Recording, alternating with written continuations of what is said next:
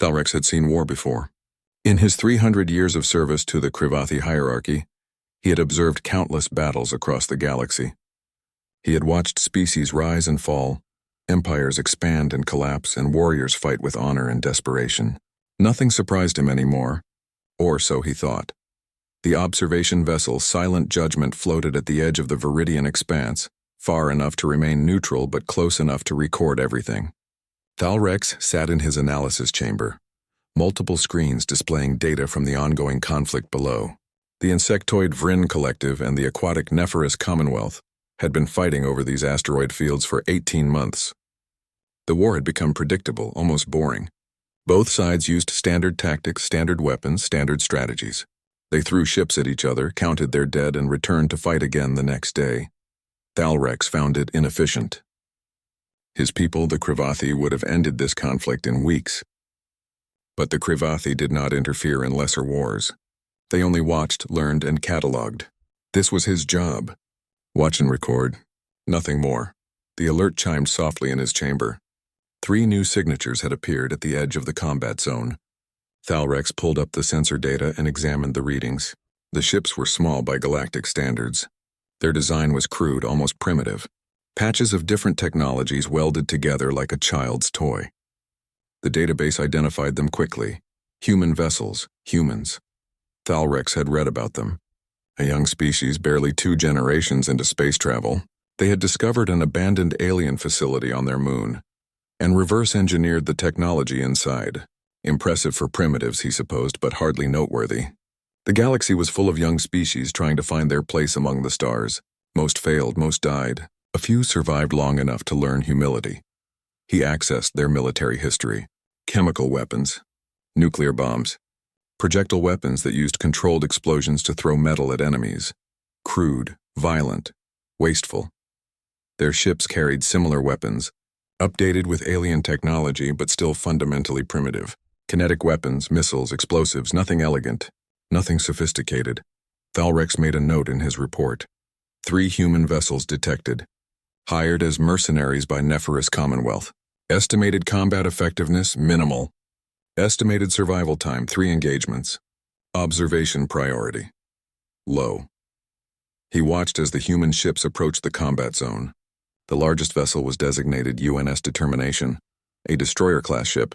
Accompanying it were UN's Resilience, a frigate, and UN's Pathfinder, a carrier.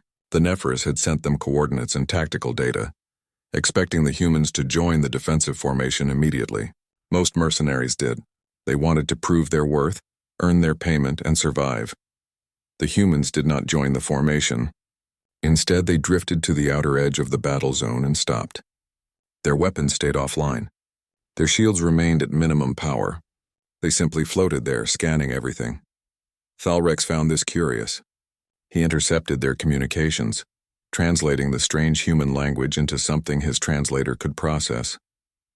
A female voice spoke with calm authority. "Commander Haywan, captain of the Determination." She was ordering her crew to observe the battle patterns, analyze the Vrin tactics, and study the asteroid field's layout. She wanted data. She wanted to understand the battlefield before committing to it. Smart, Thalrex thought. Perhaps these humans were not complete fools. But patience alone would not win battles. The Nephorus were losing ground. They needed help now, not in 3 days. For 72 hours, the human ships did nothing but watch. The Nephorus commanders sent increasingly desperate messages demanding action. Commander Haywan ignored them all. She continued her observations, her crew running simulations and analyzing data. Thalrex monitored their communications with growing interest. They were thorough. They noticed patterns in the Vrin attacks. They identified weaknesses in the Vrin formation. They mapped every ship, every weapon, every movement. On the 4th day, the Vrin launched their largest offensive yet. 47 warships formed into their traditional phalanx formation, a wall of metal and firepower that had won them dozens of victories. They accelerated toward a Nephorus mining station, shields glowing with power, weapons charging. The Nephorus scrambled 32 ships to defend, but everyone watching knew it was not enough. The station would fall. Thousands would die. The human ships finally moved. But they did not join the Nephorus defensive line. Instead, they vectored away from the battle, accelerating hard toward the edge of sensor range. Thalrex marked this as retreat in his notes. Disappointing but predictable. The humans had observed, realized they were outmatched, and decided to run. Wise, perhaps, but cowardly. Then something changed. The human ships began shutting down their systems. Primary weapons went offline. Shields dropped to minimal levels. Their electromagnetic emissions faded to almost nothing. On sensors, they appeared as debris or dead hulks drifting in space. Thalrex leaned forward in his seat. What were they doing? The Vryn fleet ignored the human ships, focused entirely on the Nephirus defenders. The battle raged with predictable violence. Energy beams crossed the void. Missiles exploded against shields. Ships broke apart in flowers of fire and metal. The Nephirus were losing, falling back toward the mining station in a desperate last stand. The human ships drifted closer to the Vryn formation. They used chemical thrusters now. Small puffs of gas that produced almost no heat signature, silent movement in the void of space. The Vryn sensors swept past them, detecting nothing but debris. The humans positioned themselves behind the Vryn flagship, the massive vessel that commanded the entire enemy fleet. Thalrex's screens suddenly blazed with alerts. The UNS Determination had activated its weapons at point-blank range. Not energy weapons. Not missiles. Solid projectiles. Tungsten rods accelerated by magnetic rails to a fraction of light speed. Dozens of them, fired in a single devastating barrage. The Vryn flagship shields were calibrated for energy weapons. They offered no resistance to solid matter traveling at such speeds. The tungsten rods punched through the shields like they were not there. They tore through armor plating designed to withstand plasma cannons. They ripped through the ship's interior, shredding crew compartments and vital systems. The flagship broke apart in 17 seconds. One moment it was a mighty warship commanding an army. The next moment it was expanding debris in frozen atmosphere. The command crew never had time to send a distress signal. Chaos erupted through the Vryn formation. Ships spun around, trying to locate the threat. Their sensors had not detected the attack until it was over. The UNS Resilience and Pathfinder revealed themselves now, emerging from different angles, targeting communication relay ships and command vessels, not trying to destroy the entire fleet, just cutting off its head. Within 5 minutes, the Vryn fleet had lost all coordination. Individual captains made their own decisions. Some tried to retreat. Some fired blindly at anything that moved. Some held position, waiting for orders that would never come. The Nephirus, recovering from their shock, pressed their attack with renewed courage. The Vryn formation collapsed into disorder. Thalrex watched in silence as the battle turned into a rout. The Vryn retreated in scattered groups, abandoning their objective. The mining station was saved. The Nephirus celebrated their victory, and 3 small human ships drifted through the debris field, already scanning for salvage. He reviewed the engagement again, studying every detail. The humans had not won through superior technology. Their ships were inferior to both the Vryn and Nephirus vessels. They had not won through numbers. 3 ships against 47. They had won through deception, through patience, through understanding their enemy's expectations and violating them completely. Thalrex opened a new file in his reports. He deleted his previous assessment and wrote, "Human combat effectiveness exceeds initial estimates. Tactics demonstrate sophisticated understanding of psychological warfare. Recommend continued observation. Threat assessment, moderate." He stared at the words for a long moment. Then he changed one word. Moderate became significant. He saved the file and continued watching the human ships. Something told him this war had just become much more interesting. The human ships did not celebrate their victory. They did not boast or make demands. They simply sent a brief message to the Nephirus command, "Mission complete." Then they returned to the edge of the combat zone and resumed their observations. Commander Haywan acted as if destroying a flagship was routine, as if ambushing an enemy fleet was just another day of work. Thalrex found their behavior unsettling. Most species celebrated victories. They honored their dead, praised their heroes, and took time to recover. Humans did none of these things. They treated war like a job, efficient, professional, cold. Over the next week, he monitored their activities closely. The humans had established a pattern. They spent most of their time in passive observation mode, studying the battlefield and enemy movements. When they attacked, they did so with sudden violence, then immediately withdrew. They never held territory. They never engaged in prolonged battles. Hit and vanish. Strike and disappear. The Vryn tried to adapt. They increased patrols. They improved sensor coverage. They kept their ships in tight defensive formations that were harder to ambush. It did not help. The humans found new ways to attack. They mined approach vectors with improvised explosives. They hacked communication networks and broadcast false orders. They launched small drones that attached to Vryn ships and waited days before exploding. Each attack was different. Each tactic was unique. The Vryn could not predict where or how the humans would strike next. Thalrex recognized what the humans were doing. They were not trying to win through overwhelming force. They were trying to create fear, to make the Vryn doubt everything, to turn their own caution into paralysis. It was working. Vryn ships began firing on their own vessels, mistaking them for human attackers. Crews refused to leave defended positions even when ordered. Morale collapsed. The proud warrior species was becoming paranoid and hesitant, all because of 3 small ships crewed by a species most of the galaxy had never heard of. On the 37th day of human involvement, Thalrex intercepted an interesting communication. Commander Haywan was speaking with her tactical officer, Lieutenant Daejung. The young human's voice carried excitement as he proposed a new operation. The Vryn had deployed a mobile command station called the Harvester. It was the size of a small moon, heavily defended and coordinating all Vryn forces in the region. Destroying it would effectively end Vryn operations in the Viridian Expanse. Haywan asked about defenses. Daejung listed them. Triple-layered shields, 70 warships in defensive positions, point defense systems covering every approach, internal security forces numbering over 10,000. The station was, by any reasonable analysis, impregnable. Haywan asked one question. Where is the weakest point? Daejung highlighted a small docking bay on the lower hemisphere. It was designed for supply shuttles, not military vessels. Too small for large-scale combat operations. The Vryn considered it a minor access point, lightly defended compared to the main hangars. Haywan approved the operation immediately. She contacted the Nephirus Command and requested they prepare for a major assault on the Harvester. The Nephirus commanders refused. They called the plan suicide. They would not waste ships and lives on an impossible attack. Haywan thanked them for their input and proceeded with her plan anyway. Thalrex watched the human preparations with fascination. The 3 ships began loading small insertion pods onto the Pathfinder. Each pod could carry 4 people in extremely cramped conditions. They were barely shielded, lightly armed, and designed for stealth rather than survival.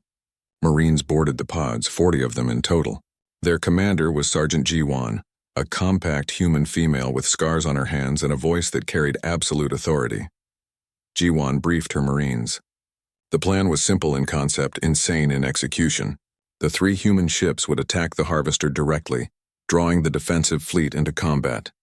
While the Vryn focused on the ships, the insertion pods would launch from the Pathfinder's underside using the carrier's bulk as cover. The pods would approach the small docking bay at minimum power, moving slowly enough to appear as debris. Once inside, the Marines would fight their way to the central reactor and plant fusion charges. They were not expected to survive. The mission was rated at less than 5% success probability. Jiwan delivered this information without emotion. The Marines accepted it without complaint. They checked their weapons, sealed their armor, and prepared to die. Thalrex had seen many warriors in his centuries of service. He had watched brave soldiers charge impossible odds. He had observed last stands and heroic sacrifices. But he had never seen anything quite like this. These humans were not charging in passion or desperation. They were calmly, methodically preparing to assault a fortress that should be unbreachable. They knew they would probably die. They did it anyway. The attack began at dawn, local time. The 3 human ships accelerated toward the Harvester at full power, weapons blazing. They did not attempt stealth this time. They wanted attention. The Vryn defensive fleet responded immediately. 70 warships moving to intercept. Energy beams crossed space. Missiles flew in swarms. The humans' shields flared under the assault. The Determination took damage quickly. Its shields collapsed under focused fire. Hull breaches vented atmosphere. The ship kept fighting, kept advancing. Resilience and Pathfinder flanked it, providing cover fire. They were outnumbered, outgunned, and dying. Exactly as planned. While the Vryn fleet concentrated on the human ships, 40 insertion pods launched from the Pathfinder. They drifted through the battle on minimal power, tumbling like debris.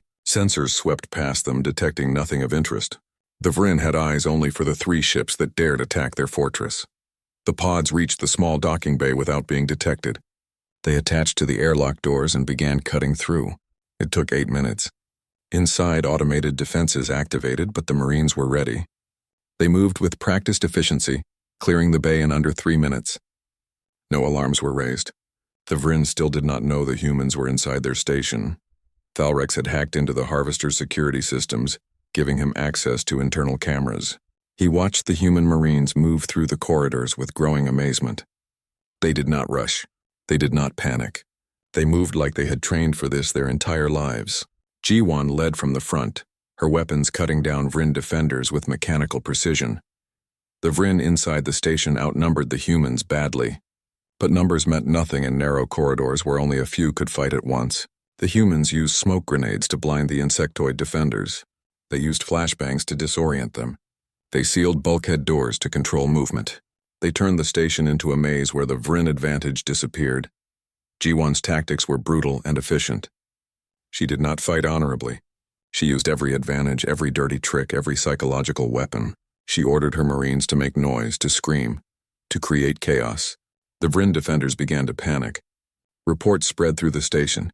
Humans were everywhere, killing everyone, unstoppable. It was not true. 40 humans could not be everywhere, but fear made it true. The Vryn started seeing threats that did not exist.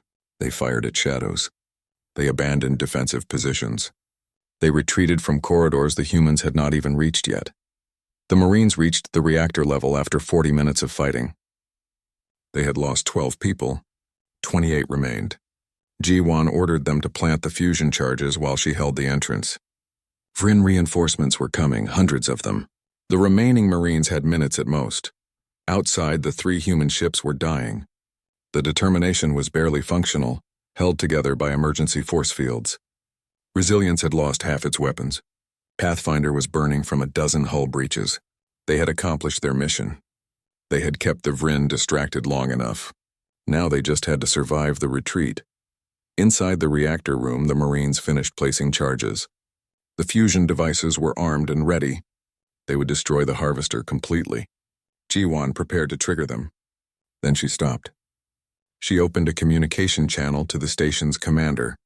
Her voice was calm when she spoke. She informed the Vryn commander that humans had placed fusion charges on the reactor. The station would be destroyed in 10 minutes unless he surrendered. The commander demanded proof. G1 sent him images from the reactor room. She showed him the charges. She showed him the timer. She gave him 5 minutes to decide. The Vryn commander was a veteran of 100 battles. He understood tactics. He understood sacrifice. He also understood that his people would gain nothing by dying here.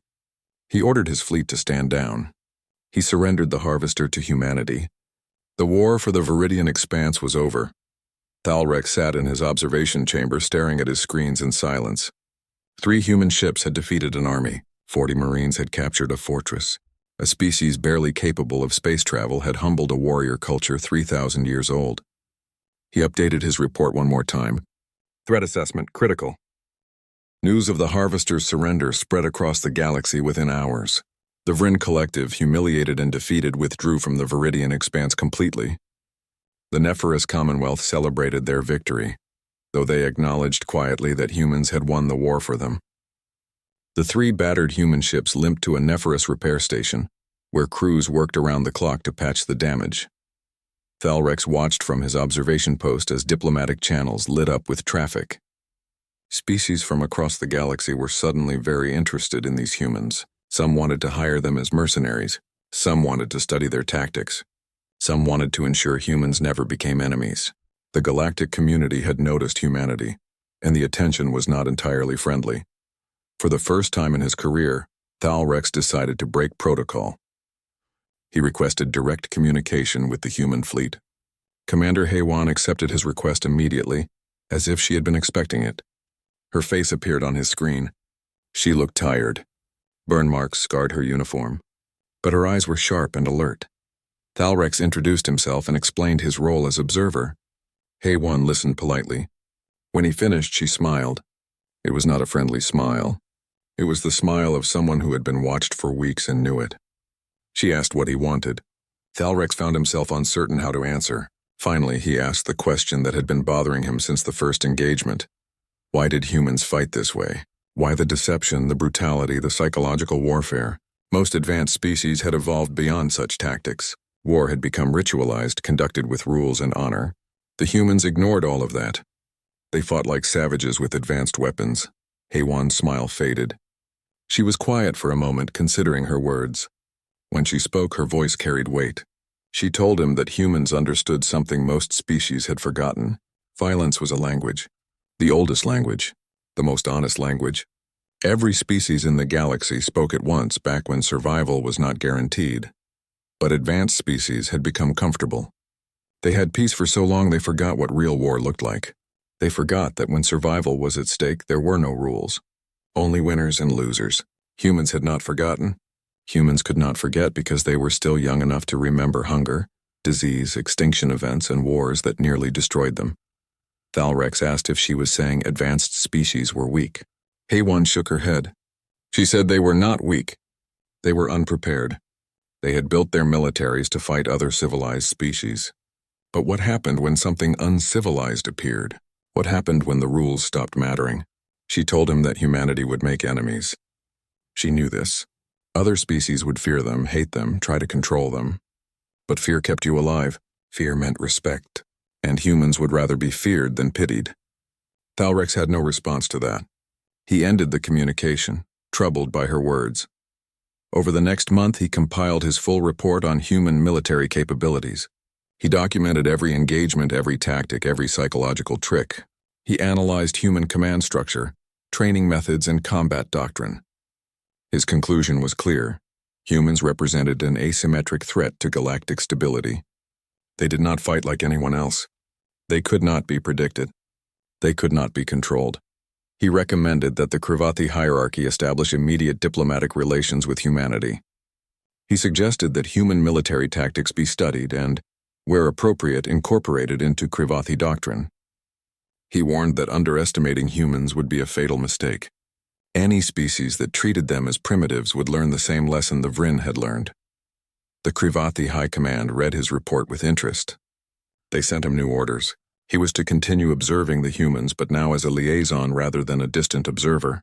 He was to make contact with their leadership, learn their language, understand their culture, determine if they could be allies or if they would inevitably become enemies. Thalrex accepted his new assignment. He arranged a meeting with Commander HFY aboard the newly repaired Determination. When he boarded the human ship, he experienced a strange sensation. The corridors were narrow. The lighting was harsh. Everything felt cramped and efficient. No wasted space. No decorative elements. This was a ship built for war and nothing else.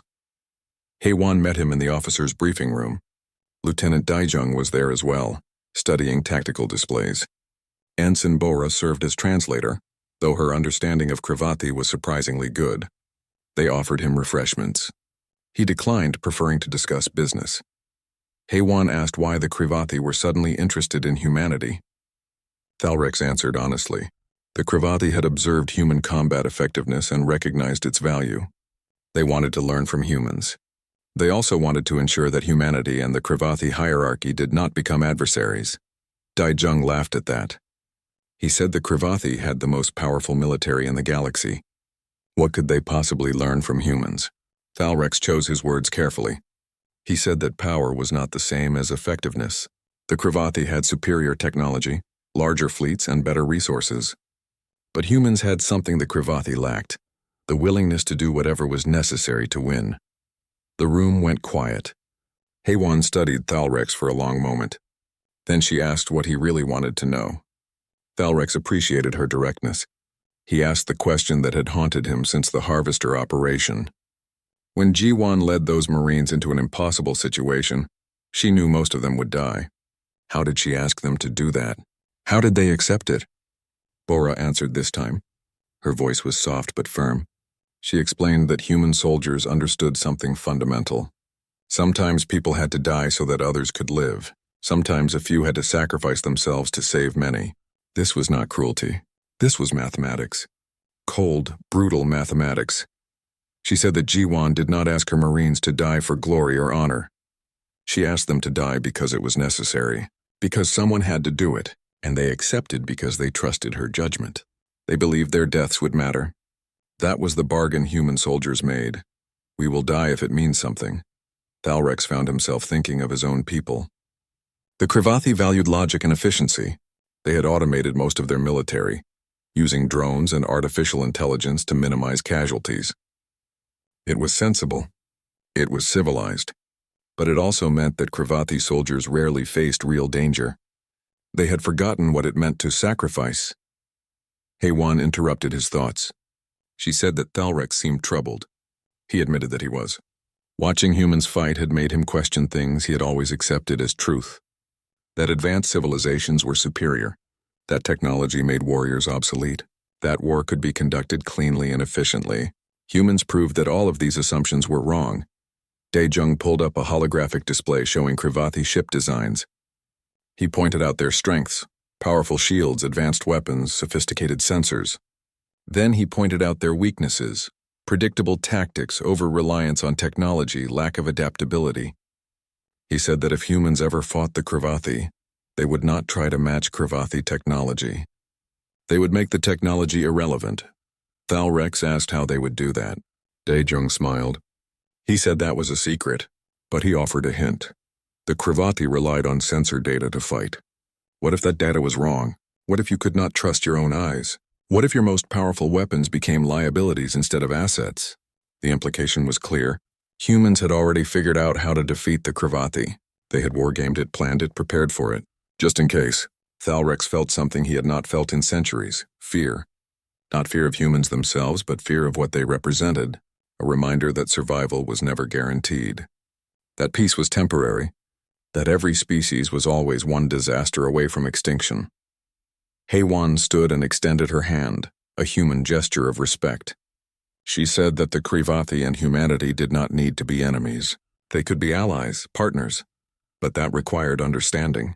The Krivathi needed to accept that humans would always fight their own way. And humans needed to accept that not every species could stomach their methods. Thalrex took her hand. The grip was firm. He agreed to her terms. He would return to his superiors and recommend a formal alliance. But he made one request. If humanity and the Krivathi ever faced a common enemy, he wanted to serve with the human fleet. He wanted to see their methods in action again. To learn from them, Haywan agreed. She said he might get his chance sooner than expected. The galaxy was not a peaceful place. Threats existed beyond the known rim, and eventually something would come that even the Krivathi could not handle with their clean, civilized warfare. When that day came, humanity would be ready. They were always ready. Thalrex left the determination with much to think about. He had come to observe humans as curiosities. He was leaving as someone who understood that humanity would shape the galaxy's future, whether other species liked it or not. He filed his final report with a new conclusion. Humanity was not a threat. They were a necessity. The galaxy needed warriors who remembered how to fight. 3 months after the Viridian conflict ended, Thalrex received an urgent message from the Galactic Council. An emergency session had been called. All member species were required to send representatives. The subject: humanity and their methods of warfare. Thalrex felt his stomach tighten. This was not good news. He traveled to the council station, a massive structure that orbited a neutral star. Thousands of species called the galaxy home, but only 47 had seats on the council. The Krivathi were founding members. Humanity had applied for membership after the Viridian victory, but had not yet been approved. Now they were being summoned to defend themselves. The council chamber was an impressive sight. Representatives from across the galaxy sat in circular tiers, arranged by species age and political influence. The Krivathi sat near the top, close to the most ancient species. The lower tiers held younger civilizations still proving their worth. At the center was a speaking platform where those called to testify would stand. Commander Haywan entered with Lieutenant Daejung and Ensign Bo-Ra. They wore formal uniforms rather than combat gear, but they still looked like warriors. Their bearing was military. Their eyes constantly scanned for threats. They did not belong in this chamber of diplomats and philosophers. They knew it. Everyone knew it. The council speaker, an ancient being whose species name Thalrex could not pronounce, called the session to order. The charges were read. Humanity stood accused of violating the conventions of civilized warfare, of using excessive violence, of employing psychological terror, of treating war as total rather than limited. The accusations went on for nearly an hour. Representatives from various species added their voices. The Vryn delegate spoke of the trauma inflicted on their forces, the shame of surrender, the nightmares that still haunted veterans who faced human Marines. Other species expressed concern. If humans were admitted to the council, would they bring their savage methods with them? Would they corrupt younger species who might adopt human tactics? Thalrex listened to it all with growing frustration. These species had hired humans to fight a war they could not win themselves. Now they complained that humans fought too effectively. It was hypocrisy of the highest order. When the accusations finally ended, HFY was invited to respond. She stepped to the platform alone. HFY did not look intimidated. She stood with her hands behind her back, military stance, and waited for silence. When the chamber quieted, she spoke. Her voice carried clearly through the acoustic design. She thanked the council for this opportunity. She said that humans were honored to be considered for membership. But she wanted to address the accusations directly and honestly. She admitted everything. Yes, humans used deception. Yes, they employed psychological warfare. Yes, they fought with methods that seemed brutal by galactic standards. All of this was true. She did not deny it. But she asked the council to understand why humans fought this way. She told them about Earth's history. She described a world where species competed for survival, where predators hunted prey, and prey developed defenses against predators, where natural disasters killed millions without warning, where disease could wipe out entire populations. Earth had shaped humanity through constant struggle. They learned to adapt or die. They learned to use every advantage. They learned that survival had no rules. Then she spoke of human wars, conflicts that lasted generations, weapons that could end all life on their planet, genocides that killed millions. Humanity had come close to extinction dozens of times. Each time they survived because someone was willing to do terrible things to ensure their species continued. This was humanity's legacy. Survival at any cost. The chamber was silent. HFY continued. She said that when the Nephris hired humans to fight in the Viridian expanse, they were hiring that legacy. They were hiring thousands of years of brutal lessons. They were hiring a species that knew how to win wars. And now the council wanted to punish humans for doing exactly what they were hired to do. Several delegates began shouting objections. HFY raised her voice over them. She said that advanced species had forgotten what real war looked like. They had ritualized it, made it polite, created rules that everyone followed. That was wonderful when everyone played the same game. But what happened when someone did not follow the rules? What happened when an existential threat appeared? She asked how many species in this chamber had faced extinction in the last 1,000 years. Silence answered her.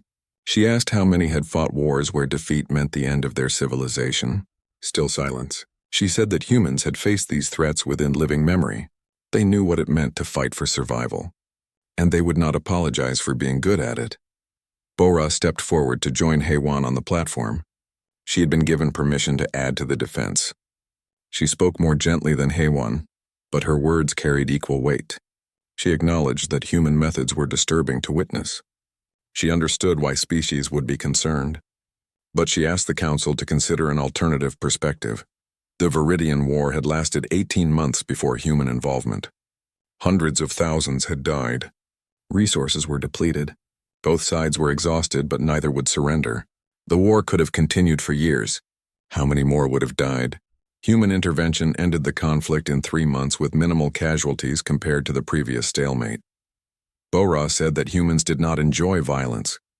They used it as a tool, a means to an end. The end was survival. Their own survival and, in this case, helping allies survive. If the council had better methods to achieve the same results, humans would gladly learn them. But until then, humans would continue using what worked. The Vryn delegate demanded to speak. Permission was granted. He stood and pointed at the humans. He said they had humiliated the Vryn collective. They had taken the Harvester through trickery and terror.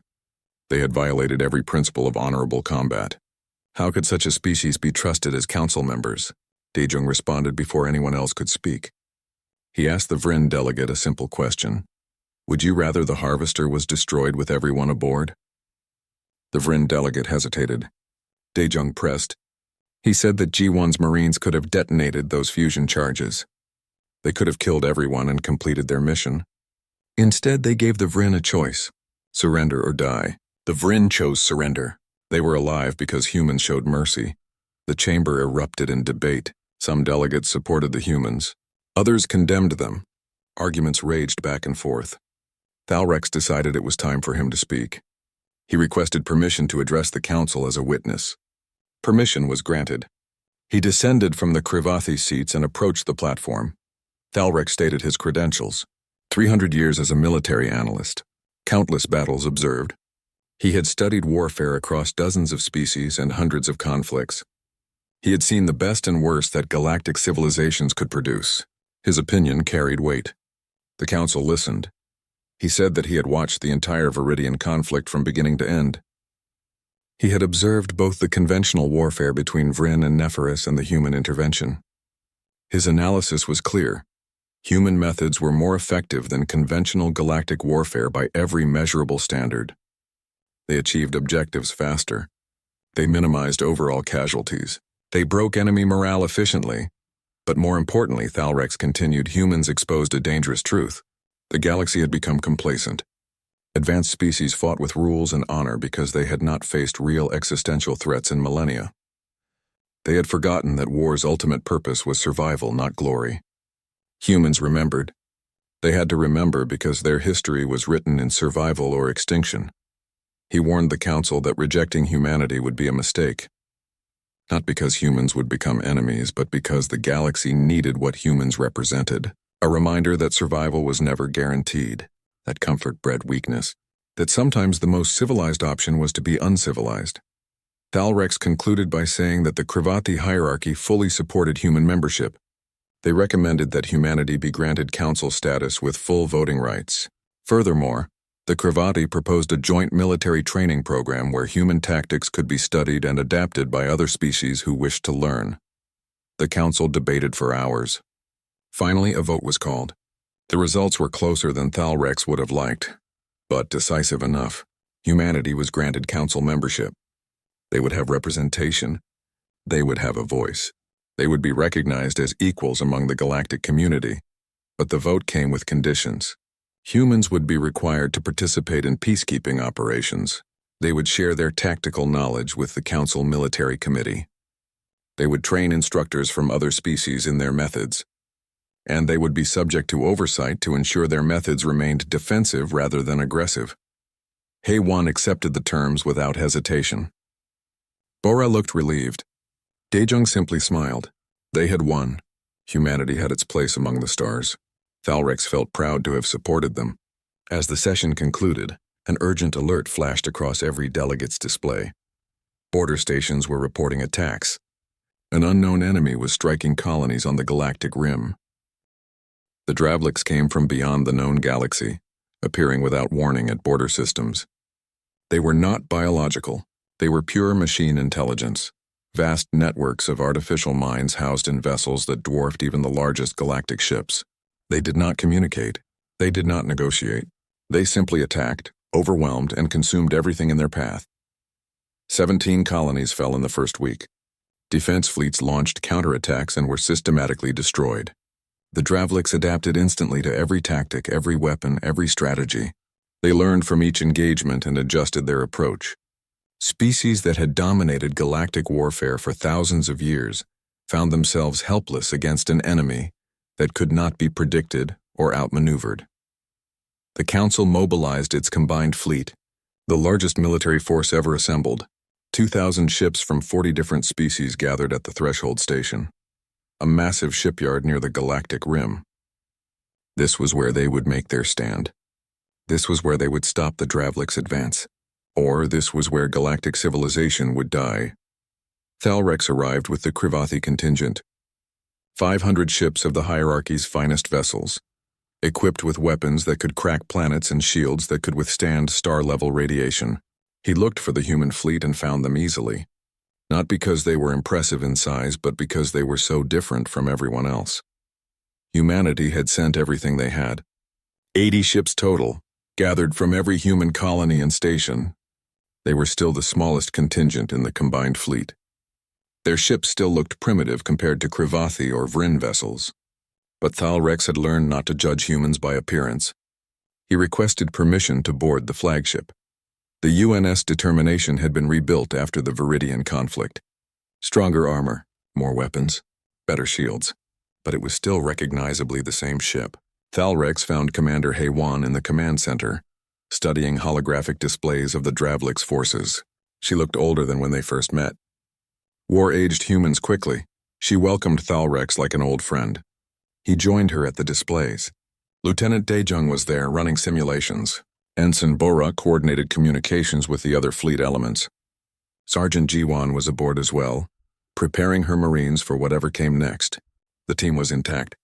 Thalrex felt oddly comforted by their presence. Haywan explained the situation. The Dravliks were converting the Threshold Station into a forward base. If they succeeded, they would have an unassailable position deep in galactic space.